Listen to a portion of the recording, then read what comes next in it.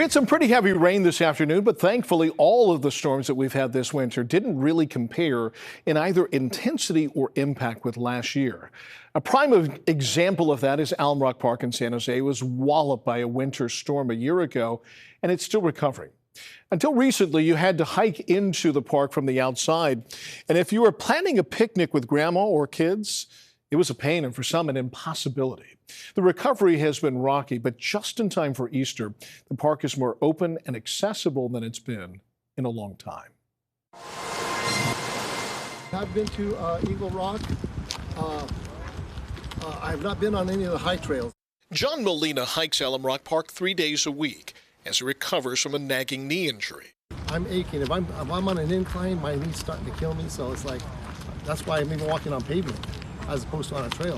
But San Jose's oldest and most beloved park has been largely inaccessible to many people since major storms early last year toppled trees, triggered landslides, and most importantly, undercut the only road into the park itself. We did have major storms in early 2023, which created a landslide and kind of washed out some of the road. Senior Park Ranger Lana Romero says because of that, for over a year now, people have had to park in a lot outside the park and hike in.